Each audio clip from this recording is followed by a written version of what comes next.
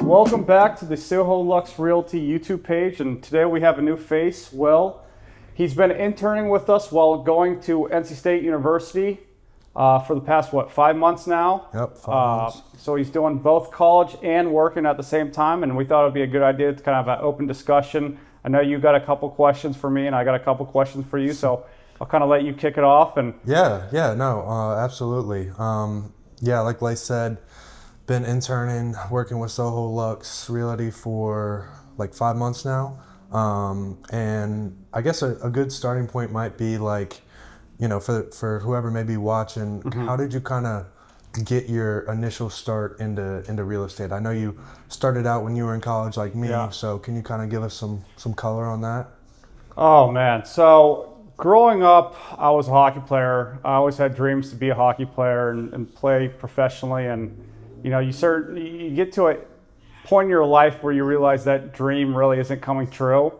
And for me, that was when I was, I want to say, 19 years old. I was living in New Jersey at the time, and kind of growing up, I had uncles in real estate. I met there was a booster of the hockey team I played for that was a real estate developer, and I was always infatuated with the lifestyle that guys in real estate had.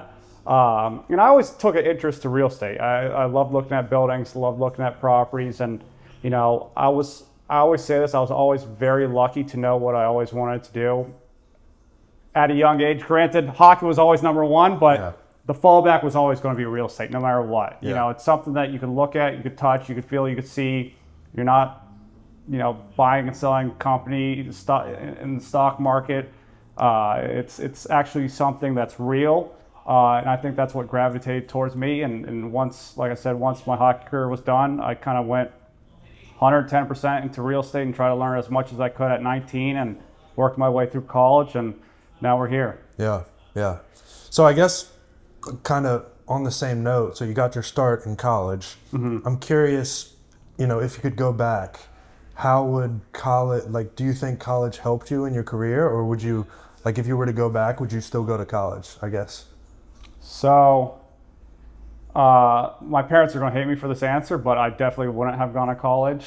I don't regret it. I made some lifelong friends. It was one of the best experiences of my life. But, looking back, if I were to say, where would my life be if I devoted all 4 years to real estate rather than taking my classes Tuesdays and Thursdays and going to work Monday, Wednesday, and Friday? I think that curve would have been exponentially, higher. But I don't regret the fact that I went. It was some of the best times, and I'm sure for a lot of students out there, it is.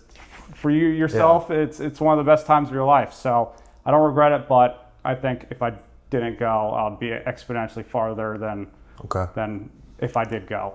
And I guess kind of on the same, if you could go back, track. Say you had to start over all again, and you're back to ground zero. You had a year to make $1 million. How would you do it? Would you stick with real estate? Do you think that is the best vehicle, and you found success in real estate? So I always looked at real estate in the long term. I never thought to myself, I'm gonna make $1 million in 1 year. It was always my goal to be a millionaire by 25, and that was me at 19 years old writing down my goals and have a red Ferrari. I don't have the red Ferrari just yet, but who knows, it might be in the cards one day. But I always saw it as like a long-term goal, or long-term vision to build wealth. If you were to ask me how to make $1 million today, I would have a couple ideas on what to do, but I would have no clue where to start. If you were come to me when I was 20 years old and say, hey, you make $1 million or your life depends on it, I'd probably go rob a bank. I'll be honest with you. I wouldn't have any clue how to do it. Hit Vegas. Or hit Vegas with probably the $2,000 I had to my name at 20 years old. So over the years, obviously I think it's safe to say you've done well, and you've really built this thing from the ground up. I guess, what is the toughest experience or deal that you went through, and what did you learn from that in your experience? That's a great question. I'd say the toughest deal I've had to go through, which I helped support it, but was one that when Davis was brought on, I think it was 202 units in Fayetteville that we were brokering. And at that time, that was a larger deal for us. Yep. It was a little over $20 million for us. And long story short, that's when the rates started, shooting up, and the deals didn't start to pencil. And, we never gave up. And till this day, the seller always says that we were the most persistent guys out there, and we found a way to get creative with it. Ultimately, we ended up doing a seller financing scenario on a portion of his portfolio. So that deal took, if I remember correctly, about 8 to 10 months, if not even longer, to deal with a pretty stubborn seller. At first, there was no shot in hell he was ever going to finance these properties, but he kind of saw where things were going, and if he wanted to get his price, there was no way in hell he would be able to achieve that. So, eventually, after Davis called him probably 100 times, 200 times over that span of 8 to 10 months, we finally found a solution and got the deal done. But that one, I remember every day, me and Davis were debriefing in the afternoon, trying to figure out how the hell do we save this deal, because that was the biggest deal for me and for Davis, and that was his first deal he ever did. So you could imagine what was going through his head at the same time. And I had to get creative, and Davis had to get creative, and we kind of merged our brains together and didn't stop. I mean, there was countless times where the seller told us the deal was dead, and we didn't listen to no. We kept pushing, and finally got it done. That makes me think of another question. Just like in real estate, obviously you mentioned it's a long-term game. Yeah. And deals can take months and months and months. Yeah. How do you maintain your diligence and discipline when it comes to real estate, especially when things get slow, or you may have a few months where it's dry and you don't have any money coming in? Yeah. So that's a great question. I'd say that's kind of a twofold approach. For me, I am thankful that I have the rental properties. Yeah. So if I didn't make money for the next 5 years, I'd still be fine. Yeah. I could live off my rental properties. That's why we always advocate buying those type of properties, because it's not dictated, every month that check's going to come in. Granted, some months it's going to be more or less, but I could do nothing for the rest of my life and live off the properties and be happy and live a comfortable life. Yeah. But granted, for people that don't have that,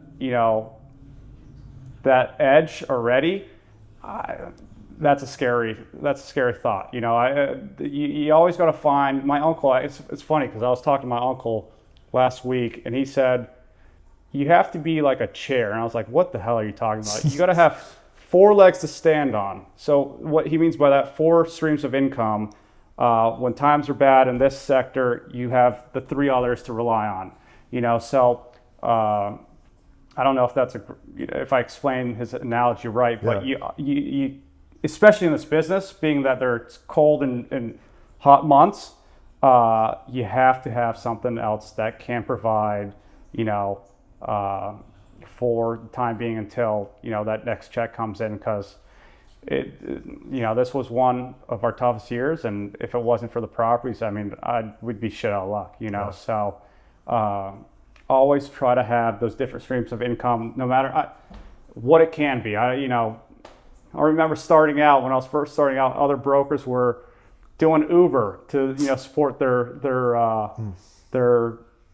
keep them afloat. So it's just like anything you could find, anything you could do to make money, do it. For us, for me, and for Davis and I, we're lucky enough that we invested early on into the properties that are helping us today when times are a little bit tougher and deals are trickier to pencil and make happen.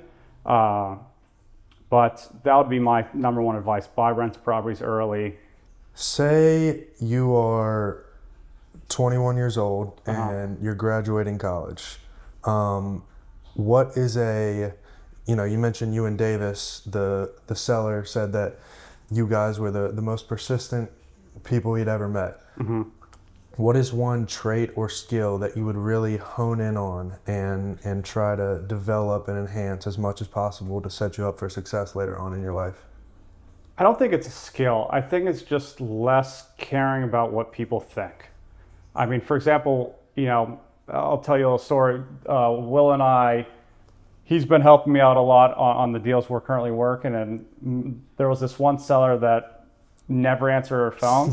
I think, and knock on wood, we still don't have the signed contract, but we should have it back any day now. But we were calling him, 8 to 10 times a day, every single day. I know that sounds crazy, but it got us to this point where the contract's in his inbox to sign. Yeah. And if it wasn't for that, and if it wasn't for us showing up to his office unannounced and requesting a meeting and getting in front of him, Yeah.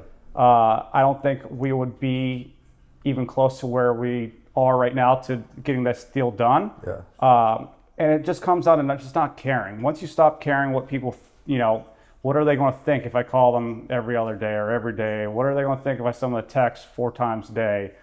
It just, once you take that barrier out of your mind, it's endless. Yes, you're going to have people tell you stop or fuck off or whatever, but at the end of the day, if you ain't making money from them now, who cares if they tell you, Yeah. What's the worst thing that's going to happen? In this case, the deal we're working, we're going to see a 5-figure check if that goes through. So it's worth pestering them, bothering them, which I don't think it as pestering and bothering. I just think it as giving them a little nudge, to get going. But it's just stop caring.